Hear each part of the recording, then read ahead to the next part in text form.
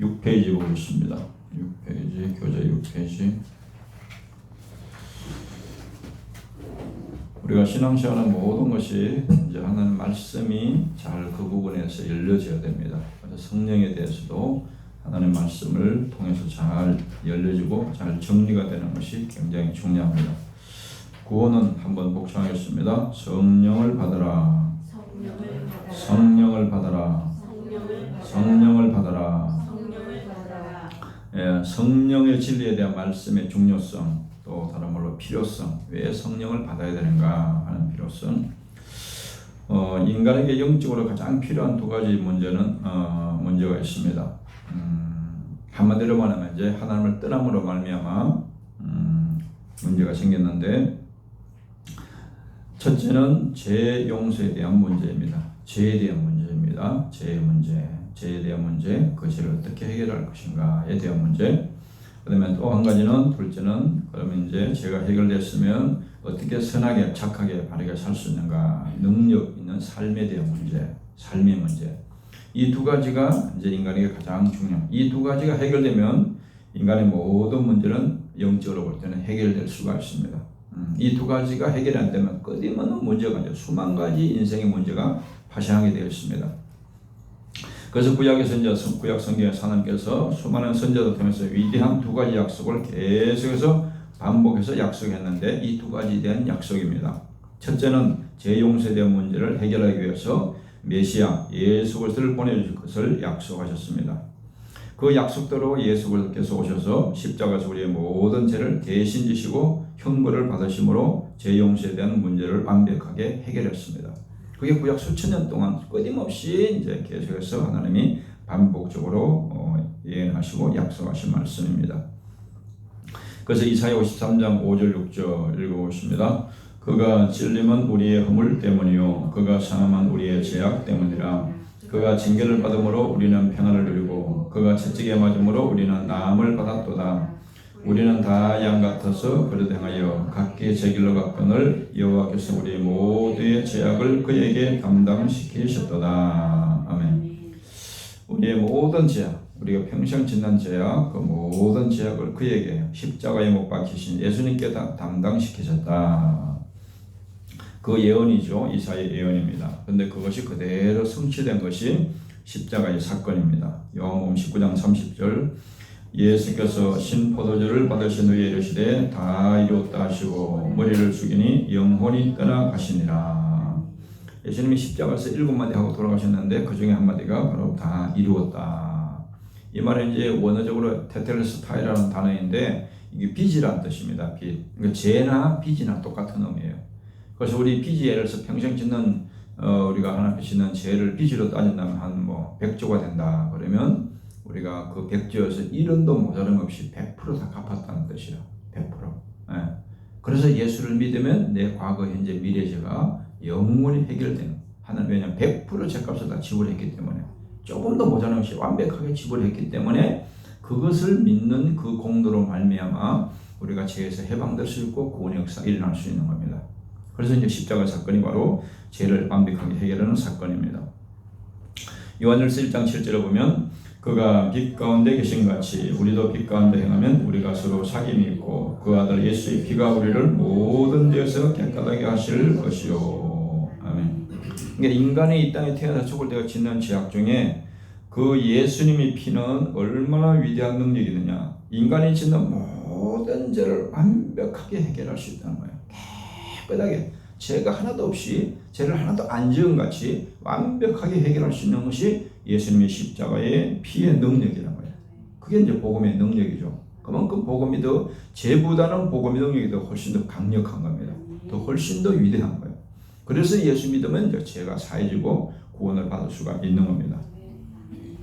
또 한 가지는 이제 예수님은 이 땅을 떠나서 하늘로 가시기 전에 제자들에게 보혜사 성령을 보내주실 것을 약속하셨습니다.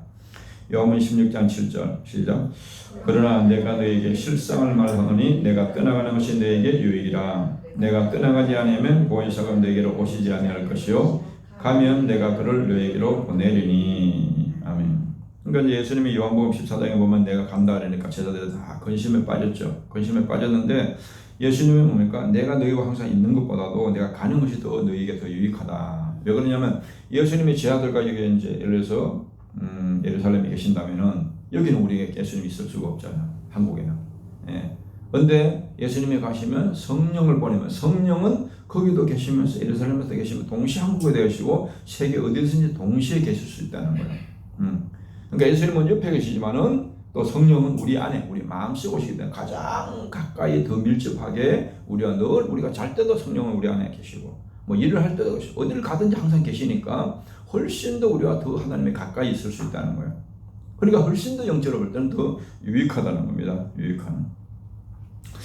요한복음 14장 16절 17절에 내가 아버지께 구하겠으니 그가 또 다른 보혜사를 너희에게 주사 영원토록 너희와 함께 있게 하리니 그는 진리의 영이라 세상은 능히 그를 받지 못하나니 이는 그를 보지도 못하고 알지도 못함이라.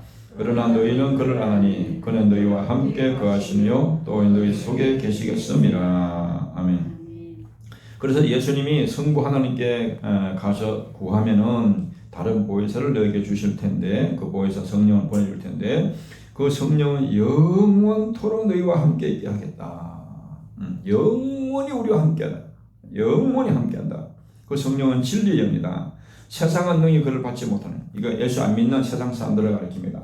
세상 사람들은 성령을 받지를 못하는. 이는 그를 보지도 못하고 성령이 보지가 않잖아요. 영이니까 보지도 못하고 알 수도 없다는 거예요. 그러나 너희는 예수 믿는 너희는 성령을 아나니 그는 너희와 함께 거하시며 또 너희 속에 우리 마음속에 계시겠다. 그러니까 얼마나 큰 약속을 하셨는지 모릅니다.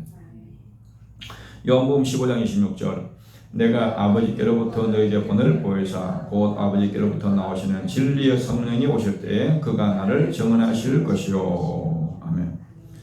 그래서 내가 아버지께로부터 그러니까 예수님이 가서 성부 하나님부터 너희에게 보낼 보혜사 그 곧 아버지께서 나오시는 진리의 성령이 오실 때에 그 성령은 뭐하러 오셨느냐? 나를 예수님을 증언하실 것이다.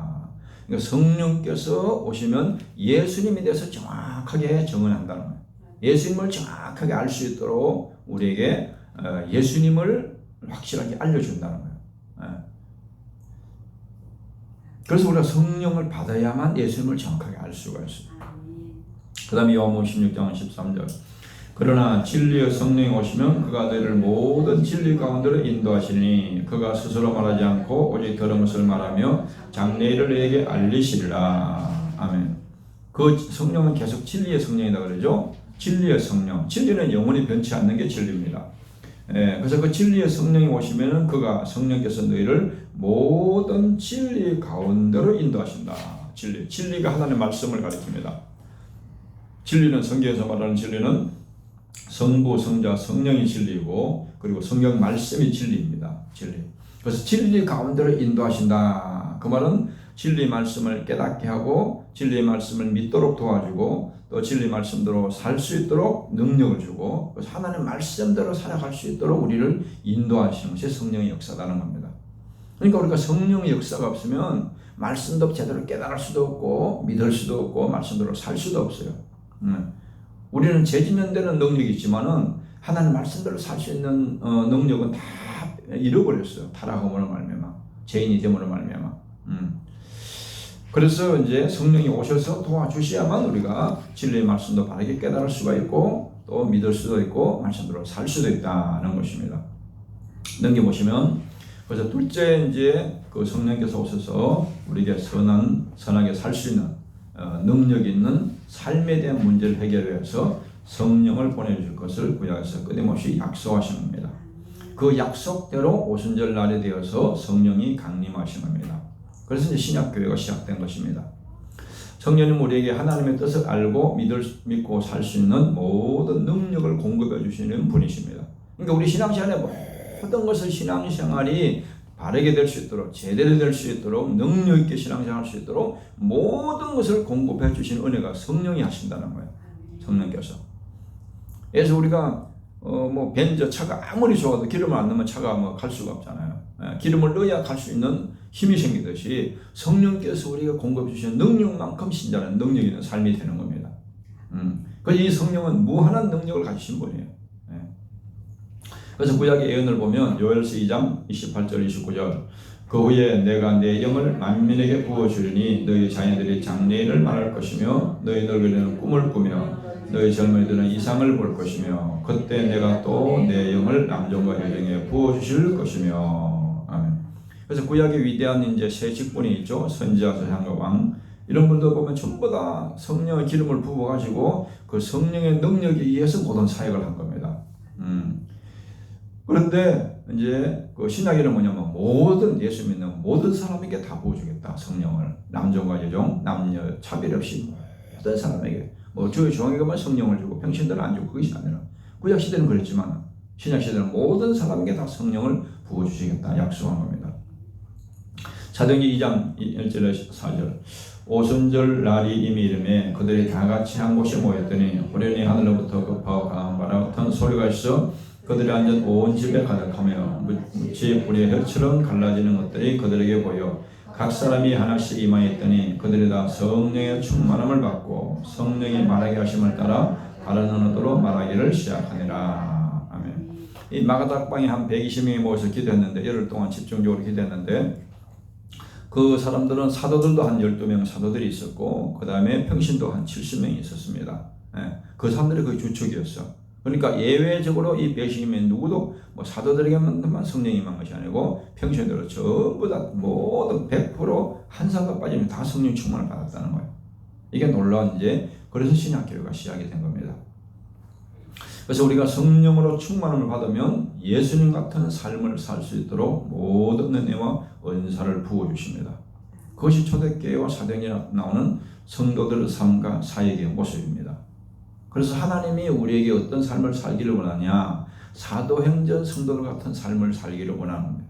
우리가 사도행전을 읽어보면 얼마나 대단한 삶을 예수님 비슷한 삶을 살잖아요. 사도들도 성도들도. 그런 삶이 어떻게 가능하느냐? 자기들은 뭐 베드로가 능력이 있어 바울의 능력이 있어가 아니라 바울이 성령의 능력으로 그렇게 살았다는 거예요. 그래서 우리도 성령 충만을 받으면 그와 동일하게 베드로같이 바울같이 스데반같이 빌립같이 그런 삶이 가능해진다는 거예요. 이걸 가능케 하시는 분이 성령이라는 거예요. 그러니까 얼마나 대단한 겁니까? 근데 문제는 뭐냐면 교회 역사를 보면 초대교회 이후에 교회 역사에서 성령님에 대한 진리에 대해서 사람들의 무지와 오해로 인해서 성령님을 소홀히 대접하고 무시하고 성령의 역사를 제한하는 그런 많은 실수를 교회 역사에 보면 했습니다. 그래서 성령을 근심시키고 소멸하는 죄를 지었습니다. 그 결과 교회와 성도들은 무기력한 삶을 살게 되었습니다. 성령의 은사는 초대교회 때 끝났다는 그런 잘못된 성경 해석으로 말미암아 3일 하나님 중 성령 하나님에 대해서는 외면하고 많은 혼란을 가져왔습니다. 그래서 우리의 신앙생활에서 모든 분야에서 필요한 은혜가 성령 함께 주시는 은혜와 능력이 필요한 것인데 바르게 기도하는 생활 또 말씀을 바르게 깨닫고 믿고 사는 데 필요한 모든 은혜와 능력 또 예배 생활 능력 있는 삶 전도와 선교사 우리 신앙 전체에서 성령 하나님의 역사는 절대적으로 필요한 것인데 영적인 모든 에너지를 공급하는 분은 성령 하나님이십니다. 그런데 그 성령 역사가 초대교회 때 끝났다 그러면 어떻게 되겠어요? 지금 그러면 우리가 인간의 힘으로 뭐 신앙생활해요. 우리 힘으로 막 싸워야 몸부림쳐야 되고 우리의 힘으로 이 세상의 죄악과 싸워서 이게 싸워야 된다니까 이게 얼마나 무모한 짓이야. 그러니까 성경적으로 성령 하나님에 대한 진리에서 바르게 믿고 적용한다면 혁명적인 삶의 변화 역사가 일어날 수가 있는 초대교회와 같은 똑같은 삶의 역사가 언제나 일어날 수가 있는 겁니다. 그래서 이제 교파적으로 보면 좀 이제 이 부분에 대해서 해석 차이가 있는데 보수적인 그런 이제 교파일수록 주로 초대교회 때 성령의 초잔치 영사가 끝났다. 방언도 끝났고 뭐 여러 가지 초잔치 영사가 끝났다. 이렇게 우리도 신학교 때는 그렇게 배웠어요. 그런데 오순절 계통, 순복음 계통이죠. 오순절 계통은 아니다. 지금도 계속해서 그 초잔치 영사가 일어난다. 그렇게 해석합니다. 그래서 보면 세계적으로 보면 모든 교파들은 지금 대부분 정체되거나 지금 다 줄어들고 있습니다. 대부분 교회들이. 그런데 오순절 계통은 전 세계적으로 계속 부흥하고 있어요. 그게 뭐냐? 성령 역사를 얼마만큼 인정하고 의지하고 사모하느냐에 따라서 성령만큼 역사하고 있다는 겁니다. 그래서 브라질 같은데 뭐 에티오피아 같은 데는 100만 명 넘는 교회들이 있어요. 100만 명 넘는 교회들이 엄청난 역사가 일어나고 있습니다. 그게 왜 그러냐? 그들이 능력이 있어가 아니고 그들이 그만큼 성령을 사모하고 그들의 성령을 의지하기 때문에 성령께서 역사하는 만큼 그렇게 되는 겁니다. 그래서 우리가 성령에 대해서 올바로 말씀을 잘 깨닫는 것이 우리 신앙생활에도 엄청난 영향을 가져올 수가 있습니다. 그래서 1장은 하나님이신 성령, 하나님의 성령. 고린도서 1장 10절에 보면 오직 하나님의 성령으로 이것을 우리에게 보이셨으니 성령은 모든 것 곧 하나님의 깊은 것이라도 통달하시느니라. 그러니까 성령 하나님은 성부, 성자, 성령은 동일한 하나님이기 때문에 성부 하나님이 아는 거 다 예수님이나 성령님도 다 알고 있는 거예요. 다 비밀이 없이 다 서로 알고 있는 거예요. 성부 하나님 아는 모든 것을 성령은 다 통달하고 있다는 거예요. 뭐 어떤 분은 이제 예를 들어서 예수님이 재림의 날짜를 성부 하나님만 알고 예수님은 모른다 그러는데 그게 아닙니다. 성부, 성령, 성령 다 아는데 예수님이 자신을 낮추고 성부 하나님을 높이기 위해서 그렇게 표현한 것이지 성령도 다 아시는데 왜 모르겠어요 예수님이. 다 아시는 거예요.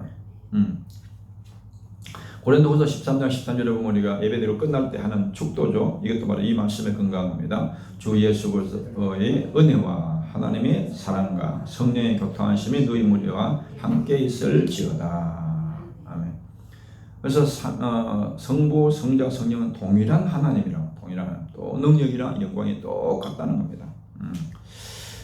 마태복음 28장 19절에 그러므로 너희는 가서 모든 민족을 제자로 삼아 아버지와 아들과 성령 이름으로 세례를 베풀고, 아멘. 그래서 세례식 할 때도 항상 삼일체 하나님 이름으로 하죠. 그러니까 항상 기독교 중요한 할 때는 성부, 성자, 성령을 항상 삼위 하나님 이름으로 모든 의식을 치르고 또 모든 역사가 일어나는 겁니다. 그래서 성령은 삼위 하나님이시다. 우리가 근데 성령을 이제 표현할 때 이렇게 선물 받듯이 주시옵소서 성령 받으라 이러니까 하나님을 받는 게 아니잖아요. 그러니까 하나님을 믿고 이렇게 모셔드리는 것인데 표현이 성령 받아라 이다 보니까 어떻게 보면 자체생각하면 성령은 물건, 능력 이렇게 생각할 수가 있어요. 근데 그게 아니라면 성령은 하나님이시다. 성령께서 우리 삶에 행하시는 모든 사역은 그분이 하나님이시기 때문에 가능한 것입니다. 첫 번째, 삼일체 하나님. 삼일체라는 말이 성경에 그 단어 자체는 그대로 나오지 않습니다. 그래서 이단들이 기독교를 공격할 때 성경에 삼일체라는 단어가 어디 있느냐 이렇게 공격하기도 하는데 그러나 성경의 많은 구절들이 이를 여러 모양으로 뒷받침하고 있습니다. 그리고 인간이 사용하는 단어 중에서 우리가 믿는 성부, 성자, 성령 하나님을 한마디로 표현할 때 가장 잘 표현할 수 있는 단어가 삼일체라는 단어이기 때문에 우리가 그 단어를 사용하는 겁니다. 하나님을 창조자 되신과 관련해서 말할 때 엘이라는 단어를 쓰고 있습니다. 그래서 그 뜻은 힘있는, 강한, 능한, 전능하신 그런 것을 의미하는데 그럴 때 이 엘의 복수인 엘로힘이라는 말이 구약에 총 2500번 정도 기록되어 있습니다. 그래서 하나님, 엘로힘은 좀 들어봤죠? 엘로힘, 하나님, 엘을 하나님을 상징하시는데 거의 복수적인 의미 있습니다. 이 하나님을 복수의 뜻으로 나타내는 것으로 홀로 한 분이신 하나님께서 자신을 복수로 표현하고 계심을 볼 수가 있습니다. 그래서 삼일체의 뜻이 뭐냐 할 때 우리가 기독교에서 중요한 교리들이 많은데 그 중에서 기독교 교리 중에서 가장 신비하고 중요한 교리가 바로 이 삼일체 교리입니다. 그 밑에 요한복음 6장 69절에 보면 우리가 주는 하나님의 거룩하신 자인 줄 믿고 알았사옵나이다. 아멘. 우리가 보통 이제 진리를 받아들일 때는 3단계로 받아들입니다. 먼저 그것을 바르게 알고 이해하고 깨닫고 그 다음에 그것을 믿고 그 다음에 그 말씀을 내가 내 의지적으로 받아들이고 이렇게 세 단계를 받아들이는데 이 삼일체 하나님은 내가 머리로 이해하고 믿으려면 평생 가도 못 믿어요. 그러니까 여기는 보면 믿고 알았사옵나이다. 믿음으로 받아들이는 것이 중요하다. 믿음으로. 그래서 믿음이 성장하면 이 진리에 대해서 점점 확신을 가지게 됩니다. 그래서 믿고 알았어. 알고 믿는 것이 아니고 믿고 알았사옵나이다. 그 다음에 하나님은 본질상 한 분이신데 이 한 분 안에는 성부, 성자, 성령이라 불리는 삼위가 존재합니다. 여기서 삼위일체를 할 때 삼은 이제 삼이라는 뜻이죠. 세 가지라는 뜻이죠. 숫자 3. 그 다음에 위는 인격이라는 뜻입니다. 인격. 그러니까 세 인격이 있는데 한 몸이다. 그런 뜻이잖아요. 다른 뜻이. 그러니까 삼위일체다. 두 번째, 하나님은 삼위로 계시며, 그러니까 성부, 성자, 성령의 인격으로 계시며 하나의 본질로 존재하신다. 신성이 완전히 똑같다는 겁니다. 성부, 성자, 성령, 신성적인 면에서 똑같다는 겁니다. 그래서 하나님은 한 분이시며 세 인격으로 계신다. 하나님은 한 분이신데 새 인격으로 계신다. 그러니까 성부의 인격이 있고 성자의 인격이 있고 성령의 인격이 있다는 겁니다. 다르다는 겁니다. 성경은 삼위 하나님을 증거합니다. 이것은 기독교의 핵심 교리입니다. 가장 중요한 교리입니다. 이걸 안 믿으면 구원을 못 받습니다. 그래서 이제 삼위일체 교리가 중요합니다. 근데 인간의 이성으로는 잘 이해되지 않지만 믿음으로 받아들여야 합니다. 인간의 제한된 언어로는 하나님을 온전히 표현할 수가 없습니다. 우리는 성경 말씀에 계시되어 있는 그대로 믿어야 합니다. 그러니까 내가 이해가 되든 안 되든 성경은 진리이기 때문에 성경이 있으면 그대로 믿고 받아들여야 된다는 거예요. 그게 우리가 신앙을 가지는 자세입니다. 성령께서 깨닫게 하시고 믿음에 성장하면 이 진리를 확신할 수가 있습니다. 터틀리라는 교부가 그런 말을 했습니다. 나는 하나님이 이해되지 않기 때문에 믿는다. 천국 가야 다 이해될 것이다. 대부분 교만한 인간들이 그렇게 말하죠. 자기 머리로 이해가 안 되기 때문에 하나님 안 믿는 거죠. 진서가 똑같은 사람인데도 진서가 한 몇십 년 인생을 산 부모의 그런 지식을 인생 경험을 이야기하면 다 이해가 되겠습니까? 제가 조신학 강의할 때 그런 이렇게 비유를 많이 들었는데 우리 딸이 있는데 예를 들어서 유치원 때 은혜가 갔다 오더니 뭐라는 줄 아세요? 엄마 저 아파트 가는데 아파트 많이 비었대. 저 우리 빨리 들어가자 그러더라고. 그러니까 뭐냐? 야 네가 아빠가 인생을 한 5, 60년 살다 보니까 인생이 얼마나 힘든지 몰라. 아빠가 인생에 대해서 이야기할 때니까 자세히 듣고 네가 인생을 살면서 잘 네가 교훈으로 참고를 삼아라. 그러면 그 유치원생이 이해가 되겠습니까? 똑같은 인간인데도 불구하고 세대 차이 좀 나도 그 이해가 다 안 되는데 인간은 피조물이고 하나님은 무한한 창조주 하나님인데 인간이 조그만 이 머리를 어떻게 이 우주도 다 모르는데 우주를 창조하시고 우주보다 크신 하나님을 다 이해가 되겠어요? 할 수가 없는 거예요. 그래서 이 말이 겸손한 말입니다. 나는 하나님이 이해되지 않기 때문에 믿는다. 천국 가야 이해가 될 것이다. 예를 들어서 내 머리로 다 이해되면 내 머리보다 나쁜 하나님 굳이 믿을 필요가 뭐가 있겠어요? 나보다 훨씬 무한한 지혜와 능력을 가지기 때문에 우리가 하나님을 믿고 도움을 받을 수 있는 거죠. 그래서 성경에는 분명히 삼일체 하나님을 말씀하고 있습니다. 창세기 1장 26절에 보면 하나님이 이르시되 우리의 형상을 따라 우리의 모양대로 우리가 사람을 만들고 그들로 바다의 물고기와 하늘의 새와 가축과 온 땅과 땅에 있는 모든 것을 다스리게 하자 하시고. 그래서 하나님이 우리 인간을 창조할 때도 보면 내가 창조하겠다 그렇게 말하지 않고 우리의 형상을 따라 우리의 모양대로 우리가 사람을 만들고 복수로 표현하고 있죠. 그러면 이사야 48장 16절에 보면 너희는 내게 가까이 나와 이것을 들으라. 내가 처음부터 비밀히 말하지 아니하였느니 그것이 있을 때부터 내가 거기에 있었노라 하셨느니라. 이제는 주 여호와께서 나와 그의 영을 보내셨느니라. 아멘. 여호와 하나님이 계시고 나 예수님이 계시고 그리고 그의 영 성령이 계시고 또 마태복음 28장 19절에도 그러므로 너희는 가서 모든 민족을 제자로 삼아 아버지 아들과 성령 이름으로 세례를 베풀고 성부 성자 성령 그다음에 주 예수 그리스도의 은혜와 하나님의 사랑과 성령의 교통하심이 너희 무리와 함께 있을지어다. 아멘. 항상 이 삼일체 하나님 함께 계셔야만 구원의 역사가 일어난다고 그랬습니다. 마태복음 3장 16절 17절에 보면 예수께서 세례를 받으시고 곧 물에서 올라오실 때 하늘이 열리고 하나님의 성령이 비둘같이 내려 자기 위에 임하심을 보시더니 하늘로부터 소리가 있어 말씀하시되 이는 내 사랑하는 아들이요 내 기뻐하는 자라 하시니라. 아멘. 그러니까 세례 받는 지금 예수님이 계시고 그 다음에 예수님의 머리 위에 하늘로부터 내리는 비둘같은 성령이 임하고 예수님이 성령이 아니죠? 다르죠 인격이. 그 다음에 또 하늘에서는 성부 하나님의 소리가 들리고 이는 내 사랑하는 아들이다 내 기뻐하는 자다. 다른 인격이 다르 구분되잖아요. 예수님의 인격, 성령의 인격, 성부 하나님의 인격이 다르다는 거예요. 요한복음 14장 16절에 내가 아버지께 구하였으니 그가 또 다른 보혜사를 내게 주사 영원토록 너희와 함께 있게 하리니. 그래서 이제 일치하는 면이 있고 구별된 면이 있습니다. 본질상 하나님은 똑같은 하나님이에요. 한 분이에요. 그래서 신성은 완전히 동일한 하나님입니다. 근데 구별된 것은 성부와 성자, 성령의 세 인격으로 구별되어 있다는 겁니다. 그래서 예를 들면 삼각형이 있는데 삼각형은 하나인데 하나님은 한 분인데 성부 하나님의 면이 있고 성자 하나님의 면이 있고 성령 하나님의 면이 있다는 겁니다. 그래서 구약에는 보면 주로 이제 성부가 앞에 등장하고 배후에서 항상 성자와 성령이 같이 함께하는 거예요. 신약 시대 예수님 오셔갖고는 이제 신약 시대는 성자 하나님이 전면에 등장하게 되고 배후에서 항상 성부 하나님과 성령 하나님이 같이 함께 역사하는 겁니다.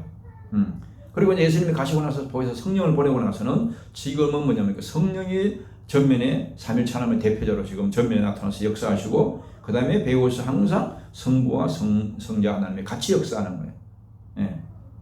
그 다음에 그 밑에 도표를 보면은 성부께서 이제 표현할 때 예수님을 낳으시고 또 성령을 보내신 분이시고 그 다음에 성자 예수님은 성부로부터 나음을 받고 그 다음에 성령을 보내시는 분이고 그 다음에 성령은 성부로부터 나오시고 예수께서 나오신다. 신학적으로 이제 이렇게 삼위일체를 표현합니다. 그래서 가운데 보면 하나님이 계신데 이 꼴 표시는 뭐냐면 하나님은 성부도 하나님, 성자도 하나님, 성령도 하나님, 동일한 하나님이고 그런데 박혀 있는 줄 하나 있는 것은 그것은 아니다는 거예요. 성부와 성자가 같지 않다는 거예요. 다 인격이 다르다는 거예요. 그러니까 성부와 성령도 인격이 다르고 성자와 성령도 인격이 다르고 그러니까 각자 성부의 인격이 있고 성자의 인격이 있고 성령의 인격이 독특하게 다르게 있다. 이게 참 기독교 신비예요, 신비. 이게 신비입니다. 그 다음에 왜 이게 이제 삼일체 하나님이 중요하냐? 삼위의 사역. 우리가 가장 중요한 것이 구원이죠, 구원. 삼위 하나님께서 합력하여 구속사역을 완성하십니다. 그러니까 이 성부, 성자, 성령께서 반드시 역사해야만 우리 한 사람 한 사람의 구원의 역사가 이루어지는 거예요. 어느 한 분이 역사했고는 절대로 구원의 역사가 이루어질 수가 없어요. 그래서 이제 삼일체 교리가 중요한 겁니다. 성부 하나님은 우리를 구원해서 어떻게 하시느냐? 우리 구원을 이루시기 위해서 창세전에 애정하시고 택하시고 계획하시는 애정하시고 선택하는 일을 계획하는 일을 성부 하나님께서 하십니다. 그래서 에베소 1장 3절 6절에 보면 이제 성부 하나님이 어떻게 우리 구원을 하시는가? 찬송하다 하나님 곧 우리 주 예수 의 아버지께서 성부 하나님께서 그리스도 안에서 하늘에 속한 모든 신령한 복을 우리에게 주시되 모든 신령한 복 구원의 복입니다. 그 창세전에 그리스도 안에서 우리를 택하사 우리를 선택했다. 택하사 우리로 사랑하는 그 앞에 걸고 흠이 없게 하시려고 그 기쁘신 뜻대로 우리를 예정하사 택하시고 예정하셨다. 예수 그리스도로 말미암아 자기 아들들이 되게 하셨으니 이는 그가 사랑하시는 자 안에서 우리에게 거저 주시는 바 그의 은혜의 영광을 찬송하게 하려는 것이라. 이게 이제 성부 하나님께서 나를 구원하시기 위해서 창세전에 나를 하나님께서 택하시고 예정하셨다. 아무리 성부 하나님께 예정해놔도 성자 하나님께서 내 죄를 해결하지 않으면 구원 역사 일어나지 않는 거죠. 그래서 이제 예수님은 어떻게 하시냐? 그 택한 자들, 계획한 자들을 위해서 계획된 그 구원을 이루시는 겁니다. 십자가의 피로 그 죄를 다 씻어서 죄에서 우리를 건져내시는 거죠. 이게 예수님의 가장 중요한 속죄 사역이죠. 속죄 사역. 그래서 에베소 1장 7절에 12절을 보면 우리는 그리스도 안에서 그의 은혜의 풍성함을 따라 그의 피로 말미암아 속량 곧 죄 사함을 받았느니라. 이는 그가 모든 지혜와 총명을 우리에게 넘치게 하사 그 뜻의 비밀을 우리에게 알리신 것이요 그의 기뻐하심을 따라 그리스도 안에서 때가 참 경륜을 위하여 예정하신 것이니 하늘에 있는 것이나 땅에 있는 것이 다 그리스도 안에서 통일되게 하려 하심이라. 모든 일을 그의 뜻대로 결정하신 이의 계획을 따라 우리가 예정을 입어 그 안에서 기업이 됐으니 이는 우리가 그리스도 안에서 그 전부터 바로 그의 영광의 찬송이 되게 하려 하심이라. 이게 이제 예수님께서 핵심적인 것이 하나님께서 계획한 그 택한 자들을 예수님 피 흘려 십자가 그 값을 죄값을 지불하는 죄를 해결하는 일을 하신 것이 예수님이라는 것. 또 예수님이 아무리 그렇게 우리 죄를 다 지시고 십자가 죄값을 지불해도 성령께서 그것을 깨닫게 하지 않으면 믿을 수가 없는, 알 수가 없는 거예요. 예수님이 나를 위해 죽었는지, 자신이 죄 때문에 죽었는지, 뭐 다른 사람이 위해 죽었는지 알 수가 없는 거, 알 수가. 그래서 성령이 역사해야만 이걸 알게 되는 거예요. 그래서 성령 하나님은 성부 하나님께서 택하시고 또 예수님께서 십자가의 피로 구속하신 그들에게 각 사람에게 이 복음을 들을 때 그걸 깨닫게 하고 믿도록 적용을 시켜가지고 각 사람에게 개인에게 적용할 때 그 사람의 구원의 역사가 일어나는 겁니다. 그래서 이제 그것을 성령 받았다, 성령을 거듭났다 할 때 이제 구원의 역사가 일어나는 거예요. 그래서 에베소 1장 13절, 14절에 보면 그 안에서 너희도 진리의 말씀, 복음의 말씀을 들을 때에 그 안에서 또한 믿어 약속의 성령을 인치심을 받았으니 그 진리의 말씀을 들을 때 똑같이 우리가 예수님 복음을 들어도 어떤 사람은 그거 믿어지고 어떤 사람은 안 믿어지잖아요. 그게 왜 그러냐? 성령 받은 사람은 믿어지는 거예요. 성령 역사하지 않는 사람은 안 믿어지는 거예요. 심지어 교회를 다녀도 안 믿어지는 거예요. 이게. 그러면 그 사람은 구원 역사가 일어나기가 않는 거예요. 거듭난 사람이 아니에요. 그냥 교회만 왔다 갔다 하는 사람. 전에 왔다 가는 것이나 교회 왔다 갔다 하는 똑같은 거예요. 예. 거듭나야 진짜 그때부터 진짜가 되는 겁니다. 진짜 구원받은 사람이 되는 거예요. 그거 바로 성령인지, 성령이 우리 마음속에 딱 들어오는 것을 이야기해요. 그래서 그걸 도장을 찍었다. 하나님 너 내 것이다. 너 구원받은 자녀다. 이렇게 도장을 찍는 것을 영적으로. 있는 우리 기업의 보정에 대해서 그 얻으신 것을 속량하시고 그의 영광을 찬송하게 하려 하십니다. 그래서 성령을 받으면요, 내가 죄인인 것이 확실하게 깨닫지고, 아, 예수님이 나 때문에 죽었구나, 죄 없는 예수님이 나를 위해 죽으셨구나, 그게 확실히 믿어집니다. 그게 아직 안 믿어진다 그러면 아마 교회 다니도 아직 성령을 안 받은 거예요. 성령 받으면 그것이 확실하게 믿어져요. 예. 내가 나를 믿듯이 성령 받은 것이 확실하게 믿어집니다. 그게 성령의 역사니까. 그 다음에 성령의 신성, 성령은 하나님이신데 1번 여호와의 영, 신으로 표현합니다. 성경 보면 어떨 때는 주로 옛날 번역에서는 이제 여호와의 영이다, 신이다 이렇게 표현해요. 지금 개정 번역에서는 영으로 표현하죠. 여호와의 영으로 표현하고 있습니다. 성령께서는 영으로 존재하십니다. 그래서 하나님의 영, 그리스도의 영, 또 여호와의 영 이렇게 표현합니다. 이사야 11장 2절에 보면 그의 위에 여호와의 영, 곧 지혜와 총명의 영이요 모략과 재능의 영이요 지식과 여호와를 경외하는 영이 강림하시리니. 아멘. 이 말씀 보면 참 많은 진리가 있는데요. 여호와의 영, 성령을 지금 이야기한다 그랬죠. 근데 지혜도 뭐라 그래요? 지혜도 영이라고. 지혜와 지혜의 영, 총명의 영, 모략의 영, 재능의 영, 지식의 영, 여호와를 경외하는 영, 전부 다 영적으로 이야기하고 있어요. 영으로. 그러니까 우리 마음의 속에 지혜도 영적인 속성이 영적. 로마서 8장 9절에 보면 만일 너희 속에 하나님의 영이 거하시면 너희가 육신에 있지 않고 영에 있나니 누구든지 그리스도의 영이 있으면 그리스도의 사람이 아니라. 교회 다니도 하나님의 영이 없으면, 성령이 없으면 그냥 교회 왔다 가는 육신적인 사람이라는 거야. 영적인 사람이 아니라 하나님의 사람이 아니라는 거예요. 그리스도의 영, 성령이 없으면 진짜 그리스도의 사람이 아니라는 거예요. 하나님 자녀가 아니라는 거예요. 예. 그래서 성령을 안 받고 성령을 모르면 가짜 신자가 되는 겁니다. 그게 참 비극인 거죠. 교회 다니면서도 그런 사람이 너무 많습니다. 문제는 2번 성령은 생명이시다. 생명. 성령은 영원토록 살아계신 분이십니다. 성령은 생명의 원천이시고 생명 그 자체입니다. 성령은 창조주요. 생명을 창조한 영이 성령입니다. 그래서 요한복음 6장 63절에 보면 한번 읽어보시죠. 살리는 것은 영이니 육은 무익하니라. 내가 너에게 이런 말이 영이요 생명이라. 아멘. 하나님 말씀이 왜 위대하냐? 이 말씀이 그냥 말이 아니라는 거야. 이건 성령으로 기록된 말씀이기 때문에 이 하나님 말씀이 곧 영이라는 거예요. 이 말씀이 살리는 영이라고. 죽은 영혼도 살리는 영이 바로 말씀이라는 거예요. 그래서 말씀은 성령을 안 받으면 안 깨달아져요. 아만 서울대를 나오고 하버드를 나와도 이 말씀은 안 깨달아져요. 왜냐면 영적인 말씀이기 때문에. 군대에 보면 이제 암호 같은 게 있으면 암호를 모르는 사람은 풀 수가 없잖아요. 그와 마찬가지로 영적인 암호 같아요. 암호, 말씀은. 그래서 성령을 받은 사람만이 이 말씀이 깨달아지는 거예요. 그래서 성령 받는 것만큼, 성령의 역사하는 것만큼 말씀이 깨달아지는 겁니다. 그래서 말씀 깨닫는 것이 굉장히 중요한 거예요. 시편 104편 30절 주의 영을 보내어 그들을 창조하사 지면을 새롭게 하시나이다. 아멘. 주의 영, 성령을 보내어 창조하다. 성령은 창조자예요. 창조주. 창세기 2장 7절에 보면 여호와 하나님이 땅의 흙으로 사람을 지으시고 생기를 그 코에 불어넣으시니 사람이 생명이 되니라. 아멘. 원래 처음에 사람을 만들 때도 아담도 뭡니까? 뭐 황토 같은 진흙으로 이렇게 다 사람의 형상을 다 만들었는데, 조각하듯이 멋지게 만들었는데 그게 흙덩어리에 불과해요. 흙덩어리에. 근데 성령의 생기를 불어넣으니까 그게 이제 살아있는 사람이 된 거예요. 살아있는 사람. 그러니까 이 성령을 안 받으면 그냥 죽은 시체와 같은 거예요.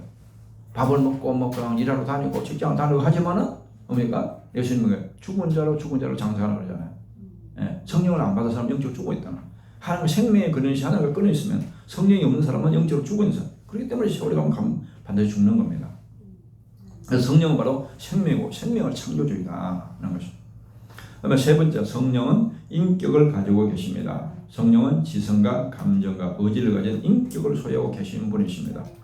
그래서 우리가 왜 성령을 사모하고 의지하고 이렇게 성령을 위해서 기도하는 게 중요하냐면은 성령은 뭐라고요?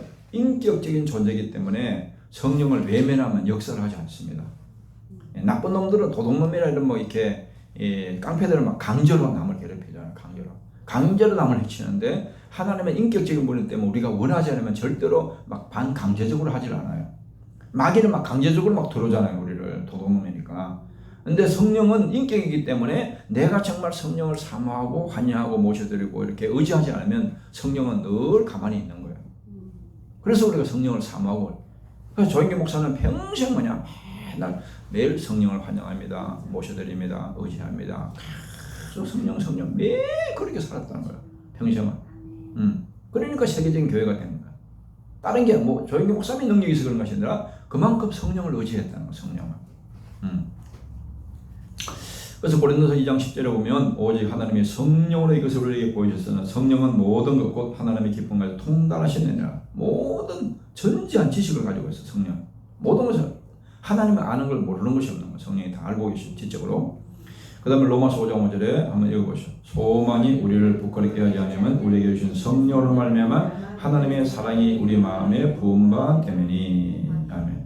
성령께서 하나님의 사랑을 우리 마음에 계속 부어주신다는 거예요. 네. 그러니까 인간에게서 이 사랑이 나오지 않습니다. 그건 금방 떨어져.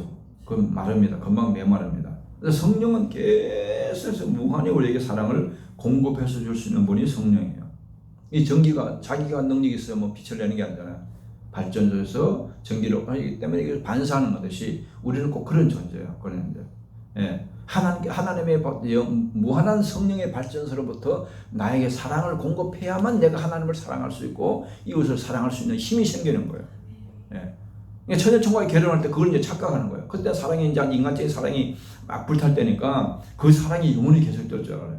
근데 얼마나 그게 고갈이 돼요. 그걸 모르는 거예요. 하나님부터 계속해서 이 사랑을 에너지를 공급받아야 사랑할 수 있는 거예요. 그걸 공급해 줄 수 있는 분이 성령이라는 성령.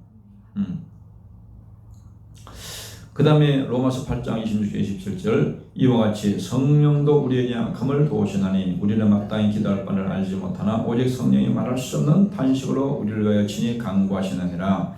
마음을 살피시니가 성령의 생각을 아시나니 이는 성령이 하나님의 뜻대로 성도를 위하여 간구하심이니라. 아멘.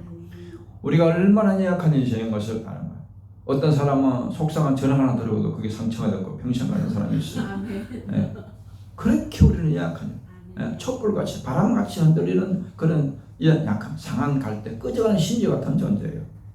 옛날에 우리는 뭐 지금은 이게 뭐 바람 불어도 전기가 뭐 불이 비치지만 옛날에 올 때는 호롱불 요만한 거 바람만 불어도 후에도 꺼져버려요. 그렇게 인간이 약한 존재라는 거예요. 예. 그렇기 때문에 성령이 전능하신 성령께서 우리를 끊임없이 도와주셔야 되고 우리에서 기도해 주시고 기도도 우리를 도와주셔야만 기도도 또 우리가 계속해서 기도도 제대로 할 수 있는 거예요. 그래서 성령은 의지를 가지고 우리를 끊임없이 성령께서 우리를 정확하게 다 나를 알고 계시고 또 나에게 계속해서 사랑을 부어주시고 또 나에게 능력을 주시고 힘을 주시고 도와주시는 분이 성령이라는 거예요. 성령. 그러니까 성령을 도움을 받는 것만큼 신자는 그거에 비례해서 능력 있는 삶이 되는 거예요.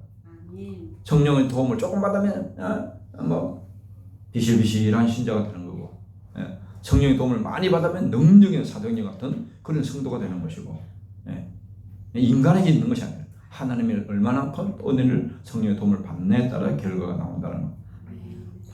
네 번째 성령은 창조주 하나님이시다. 성령 하나님께서 천지와 만물을 창조하셨습니다. 그래서 창세기 1장에 보면 천지 만물을 창조할 때도 성부 하나님도 창조 사역을 하시고 예수님도 창조 사역에 동참하시고 성령도 동참하십니다. 창세기 1장 2절에 보면 땅이 혼돈하고 꿈이 흑암이 깊음이 있고 하나님의 영은 성령은 수면에 운행하시니라. 창조할 때 성령이 가서 수면을 운행하시며 창조 사역에 역사하고 있다는 욥기서 33장 4절에 보면 하나님의 영이 나를 지으셨고 전능자의 기운이 나를 살리시느니라. 아멘. 하나님의 영, 성령이 나를 지으셨다. 욥이 고백할 때 나를 창조한 분이 성령이다. 또 그 전능자의 기운, 성령의 기운으로 내가 나를 살린다. 시편 104편 30절 주의 영을 보내어 그들을 창조하사 지면을 새롭게 하시나이다. 아멘. 성령을 보내서 창조했다. 세상을 창조했다. 그래서 성령은 창조주 하나님이시다. 창조주 하나님. 그 다음에 성령이 가진 성령은 하나님이시니까 절대적인 속성과 보편적 속성이 있습니다. 절대적 속성, 성령은 영원자존하신 분이다. 성령께서는 영원하신 분이에요. 영원. 그러니까 성령께서는 영원부터 영원까지 계십니다. 그분은 창조 전에도 계셨고 창조 때도 계셨고 구약 때도 계셨고 성령은 과거도 계셨고 현재도 계시고 앞으로도 영원히 계신다. 영원히. 성령께서는 영원하신 하나님이기 때문에 그게 가능한 거죠. 그것은 너희와 영원히 함께하겠다. 히브리서 9장 14절을 보면 하물며 영원하신 성령으로 말미암아 허물만 자기를 하나님께 드린 그리스도의 피가 어째 너희 양심을 죽은 행실에서 깨끗하게 하고 살아계신 하나님을 섬기게 하지 못하게 되냐. 아멘. 영원하신 성령, 영원히 존재하시는 분. 또 성령은 영원 불변하신 분이다. 성령께서는 영원하신 분이십니다. 성령께서는 영원히 불변하신 분이에요.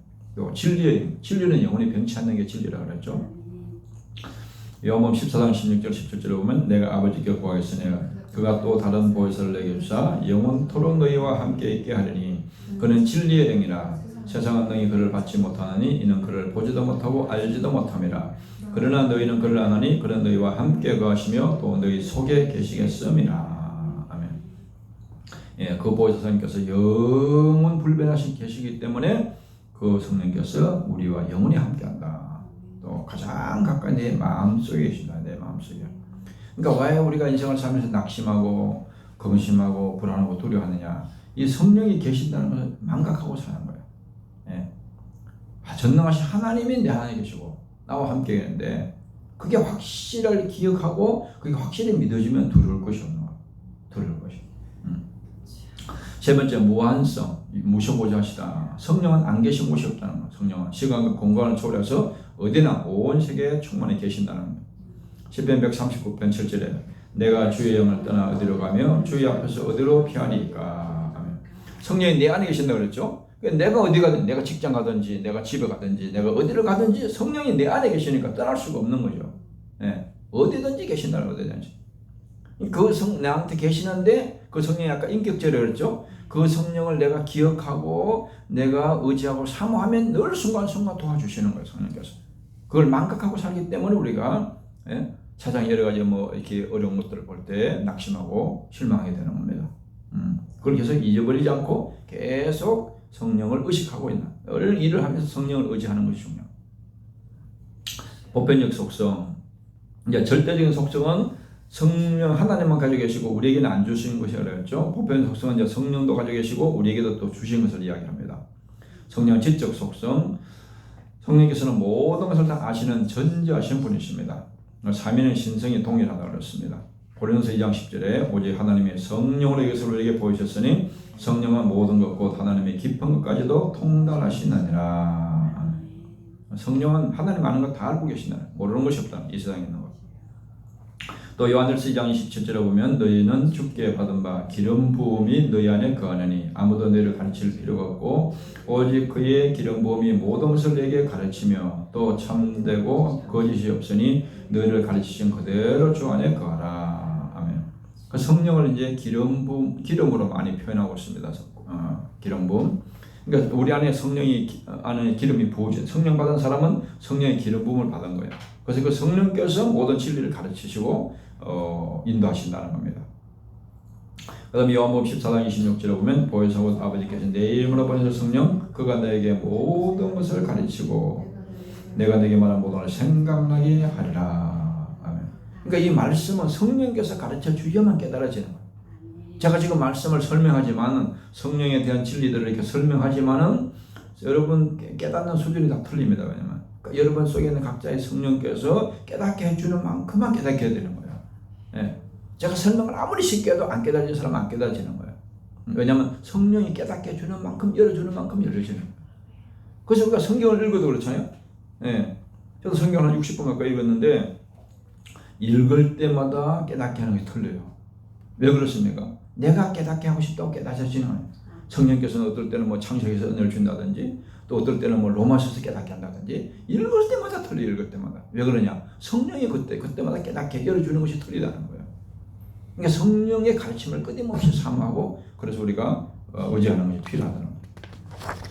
그 다음에 감정의 속성. 성령은 사랑의 영이십니다. 무한한 사랑을 가지고 계신 분입니다. 성령은 거룩한 영이십니다. 우리를 말씀과 기도로 거룩하게 하시고 사랑과 믿음을 주시는 분이십니다. 고린도서 6장 11절을 읽어보십시오. 너희 중에 이와 같은 자들이 있더니 주 예수 그리스도의 이름과 우리 하나님이 성령 안에서 시선과 거룩함과 어렵다 하심을 받았느니라. 아멘. 성령 안에서 거룩하게 된다는 거예요. 그러니까 우리가 이제 말씀과 기도를 거룩해진다 그러죠. 근데 말씀 자체가 거룩해지는 것이 아니고 말씀을 통해서 성령이 역사할 때 거룩해지는 거예요. 우리가 기도한다고 거룩해지는 것이 아니고 기도할 때 성령이 역사하는 것만큼 거룩해진다는 거예요. 실제로 우리를 거룩하게 만드는 것은 성령이라는 거예요. 성령. 네, 말씀과 기도를 사용해서 성령이 그렇게 우리를 계속해서 점점 예수님을 닮도록 거룩하게 우리를 변화시키게 하는 겁니다. 로마서 15장 30절에 보면 형제들아 내가 우리 주 예수 그리스도와 성령의 사랑으로 말미암아 너희를 권하노니 너희 기도에 나 힘을 갖춰 나를 위하여 하나님께 빌어. 성령을 뭐니까? 성령의 사랑이다. 사랑. 성령은 사랑의 영이라는 사랑의 영. 또 고린도서 12장 9절에 보면 다른 사람에게는 같은 성령으로 믿음을, 어떤 사람은 한 성령으로 병 고치는 은사를. 성령께서도 믿음을 준다는 거예요. 내가 믿음 좋아지고 싶다고 믿어지는 것이 아니에요. 내가 말씀을 들을 때, 내가 기도할 때 성령께서 그 은혜를 믿음을 점점 자라도록 성령께서 은혜를 주시는 만큼 내가 믿음이 커진다는 거예요. 그래서 성령이 절대적으로 필요한 거죠. 그 다음에 의지적인 속성. 성령께서는 모든 걸 행하실 수 있는 전능하신 능력을 가지고 계신 분입니다. 우리에게 또 능력을 주시는 분이십니다. 사도행전 1장 8절에 보면 오직 성령이 내게 임하시면 너희가 권능을 받고, 이 권능은 권세와 능력을 가리킵니다. 권세와 능력 합친 말이에요. 권능을 받고 예루살렘과 온 유대와 사마리아 땅과 땅끝까지 이르러 내 정의에 대려 하시니라. 아멘. 그러니까 성령이 주시는 그 능력과 권세를 받아야만 예수님을 담대하게 능력 있게 전할 수가 있다는. 누가복음 1장 35절을 보면 천사가 대답하여 이르되 성령이 내게 임하시고 지극히 높으시니 능력이 너를 덮으시니 이러므로 나실 바 거룩한 이는 하나님의 아들이라 일컬어지리라. 아멘. 예수님이 마리아에게 잉태가 있죠. 마리아가 요셉과 동침하기도 전인데 예수님이 생명이 어떻게 생겼습니까? 보통 사람들은 다 생육법을 통해서 동침을 통해서 생명이 잉태하잖아요. 근데 예수님은 성령이 마리아의 뱃속에 들어오니까 예수님이 잉태가 된 거예요. 성령이 예수님의 생명을 창조한 거예요. 성령이. 또 로마서 8장 11절에 보면 예수를 죽은 자 가운데서 살리신 내 영이 너희에는 거하시면 그리스도 예수를 죽은 자 가운데서 살리신 이가 너희에는 거하시는 그의 영으로 말미암아 너희 죽을 몸도 살리시리라. 아멘. 또 예수님이 십자가 못 박혀 죽으셨는데 그 죽으신 예수님을 누가 부활시켰느냐? 죽은 자 가운데 살리신 이의 영, 그게 성령이라는 거죠. 예수님을 부활시킨 분이 성령이라는 거예요. 그래서 우리도 그 성령 안에 있으면 예수님을 부활시켰듯이 우리도 나중에 주님 재림할 때 우리도 얼마든지 부활시킬 수 있다는 거예요. 그러니까 성령이 얼마나 대단한 거예요. 예수님의 생명도 창조하고 예수님을 부활시키고 우리 죽은 모든 사람들도 다 예수님의 삶을 다 부활시킬 수 있는 능력이 바로 성령의 역사라는 거예요. 성령의 능력이라고. 또 성령이 여러 가지 이름이 있는데 1번 성령께서는 주님이라 부르십니다. 성령은 만물의 주인이십니다. 왜냐하면 창조주니까 모든 만물을 창조한 주인이니까 성령께서는 만물을 창조하신 분이십니다. 그래서 고린도서 5장 3장 17절에 보면 주는 영이시니 주의 영이 계신 곳에는 자유가 있느니라. 아멘. 주의 영이다. 주자는 주인 주자예요. 주인. 모든 만물의 주인이 성부, 성자, 성령이라는 겁니다. 사도행전 8장 39절에 보면 둘이 물에서 올라올 때 주의 영이 빌립을 이끌어간지라 내시는 기뻐의 일을 감으로 그를 다시 보지 못하니라. 또 성령께서는 하나님이라 불립니다. 성령은 삼일체 하나님입니다. 사도행전 5장 3절 4절에 보면 베드로가 이르되 아나니야 어찌하여 사탄이 내 마음에 가득하여 내가 성령을 속이고 땅과 얼마를 감추느냐. 땅이 그대로 있을 때는 내 땅이 아니며 판후에도 내 마음대로 할 수가 없더냐. 어찌하여 이를 내 마음에 두었느냐. 사람에게 거짓말한 것이 아니요 하나님께로다. 아멘. 성령을 속였는데 그걸 하나님을 속였다. 성령이나 하나님을 같이 이야기하고 있습니다. 세 번째, 성령께서는 하나님의 영 또는 그리스도의 영이라고 말하고 있습니다. 성령을 하나님의 영, 그리스도의 영이라고 표현합니다. 로마서 8장 9절에 만일 너희 속에 하나님의 영이 거하시면 너희가 육신에 있지 않고 영에 있나니 누구든지 그리스도의 영이 없으면 그리스도의 사람이 아니라. 아멘. 성령 이름을 다양하게 부르죠. 주의 영이다, 하나님의 영이다, 거짓의 영이다. 똑같은 성령을 이렇게 표현한 겁니다. 네 번째, 성령께서는 보혜사입니다. 이 말에 이제 우리가 친근감이 있는 말인데, 보혜사는 헬라어로 파라클레토스라는 단어입니다. 그 의미는 위로자, 인도자, 교사, 돕는 자로 번역합니다. 항상 우리 곁에 계셔서 우리를 돕는 분이, 가르쳐 주시고 인도하시고 도와주시는 분이 바로 성령이라는 성령. 요한복음 14장 26절에 보혜사 곧 아버지께서 내 이름으로 보내신 성령, 그가 내게 모든 것을 가르치고 내가 내게 말한 모든 것을 생각나게 하리라. 요한복음 15장 26절에 내가 아버지께로부터 너에게 보낼 보혜사 곧 아버지께로부터 나오시는 진리의 성령 오실 때 그가 나를 증언하실 것이요. 아멘. 또 이제 성령을 여러 가지로 상징하면서 우리에게 설명하고 있습니다. 왜냐하면 성령이 눈에 보이지 않으니까 우리가 성령을 볼 수도 없고 알 수도 없다 그러죠. 그러니까 어떤 자연 현상에 있는 것들을 성령의 사역이 비슷한 것을 상징적으로 이제 비슷한 것을 이렇게 표현해서 설명을 하고 있습니다. 그래서 성령은 생기, 숨결, 호흡, 기운이라는 뜻입니다. 히브리어로 성령을 루아흐라는 단어인데 이는 바람, 호흡, 숨결, 생각 그런 뜻입니다. 구약에 347번 정도 기록되어 있고 신약에도 이것이 똑같은 의미가 프누마라는 단어인데 379번 정도 기록되어 있습니다. 그것은 이제 이 교재 마지막 부분에는 구약에 나오는 성령에 대한 단어, 신약에 대한 성령에 대한 단어 다 이제 뽑아서 정리를 해놨습니다. 어떤 분은 그래서 이제 성령에 대한 그 구절을 다 암송하는 분도 있더라고요. 그러니까 목사님 그걸 중요하게 여겨가지고. 그래서 성령이 어떻게 역사하는가를 이제 쭉 보기 위해서 그렇게 구절을 정리했으니까 참고해 보시면 됩니다. 창세기 2장 7절에 보면 여호와 하나님이 땅의 흙으로 사람을 지어주고 생기를 거에 불어넣으시니 사람이 생명이 되니라. 생기를 불어넣어서 아담이 창조가 됐다. 에스겔 31장 9절 10절에 보면 이스라엘 백성들을 하나님께 영적으로 볼 때 다 죽은 뼈가 있고 송장이 있는 뭐 그냥 공동무제 같은 그런 사람이 뼈가 널려 있는데 거기서 말씀을 대변하니까 이제 그 위치가 뼈들이 제 위치를 돌아가고 그 다음에 생기를 불어넣으니까 이제 살아나게 되죠. 또 내게 이르시되 인자야 너는 생기를 향하여 대언하라. 생기에게 대언하여 이르기를 주 여호와께서 이같이 말씀하시기를 생기야 사방에서부터 와서 이 죽음을 당한 자에게 불어서 살아나게 하라 하셨다라. 이에 내가 그 명령대로 대언하였더니